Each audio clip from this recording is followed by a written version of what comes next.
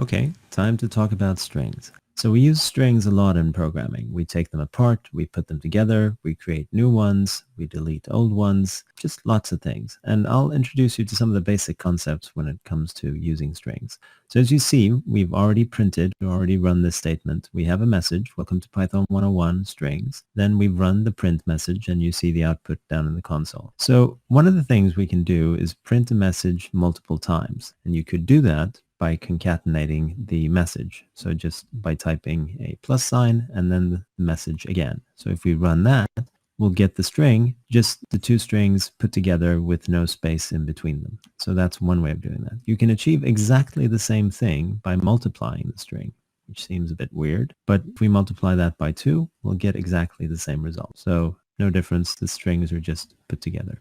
So there's another way we can do this, and that is to separate these by a comma and say message, message. So what's going to happen then?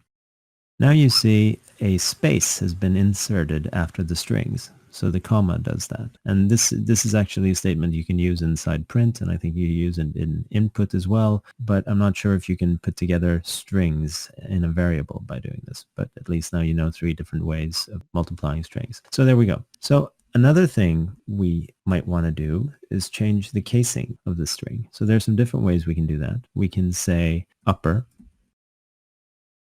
and then parentheses, nothing inside the parentheses. If we run that, the whole string will become uppercase.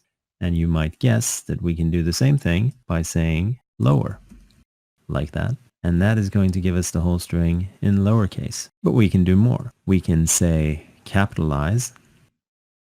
It will actually make sure that only the first word in the string is capitalized. So then we get that result. So as you see, it even changed the capitalization of the word Python. It's now in lowercase, but the first letter, which was previously in lowercase, is now in uppercase. Now, if you wanted all the different words to have uppercase, there's actually a function for that as well. And that function is called title. That will give us this result. So each of the words are capitalized. Now it actually fails sometimes. For instance, when we have an apostrophe in what we're writing. So I'll introduce one up here. So let's say we have it's. And now I've messed up the string as well, so I need to introduce an escape character to make it easy. There we go. So if I run it now, and you take a look at the result, you'll see that welcome to it's, and then there's an apostrophe, and it interprets the S as a new word. So the S also gets capitalized, which is not optimal, but it sort of works, except when you have that situation. Okay, so those are some basic things that we can do with changing the aspects of the string.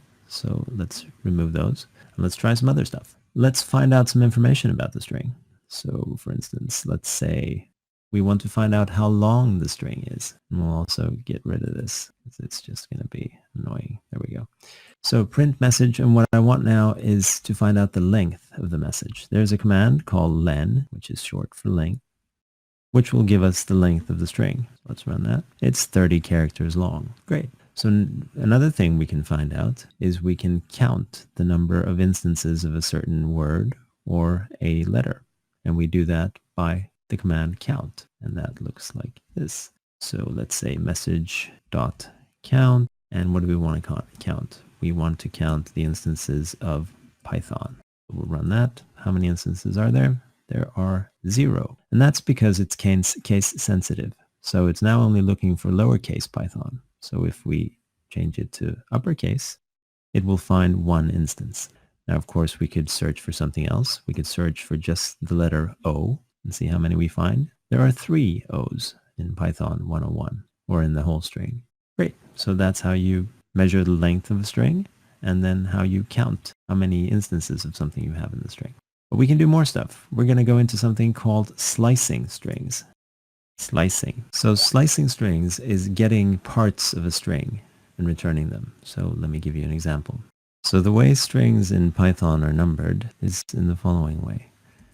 The numbering starts at 0. So the first character is 0, or the first position. Then it's 1, 2, 3, 4, 5, 6, 7, 8, and so on. And it's the same thing for lists in Python. So to access this, first we'll need to comment this out so that it doesn't get run. So the way to access this is to use square brackets. I'll input square brackets, number is 0, and that will give us the letter W if I use number 5, it will give us M, because that's the 6th position, which is number 5. Now you can also use negative indexes on this. So for instance, if I take -1, this will give me the last character. That gives me S. If I take -3, it will give me the N. So that's second from the last, as it starts at -1 is the last one. There's another way to use this. So if I say 2, the colon will tell Python to grab everything after the number 2 string. So in this case, if I do this, I will get almost the whole thing. I'll come to Python 101 strings. If I specify an endpoint, now it gets a bit more interesting. So let's say 15, see where that winds up. Welcome to Pyth. So let's do another one that we can count. So there. So now I've asked for 2 to 7, and 2, that specifies the second position. 7 is the 7th one, but it's not inclusive. So it takes up to that, but it doesn't actually take the 7th one, as you'll see from the outcome that we have. We have position 2, 3, 4, 5, and 6, but not number 7. That's kind of important to keep in mind. And then lastly, if I turn it around, remove the 2, Python will now assume that I want everything starting from 0. So this will give me the whole string up until the 6th one. So welcome. All right, let's start with that and continue with some more string information in the next tutorial.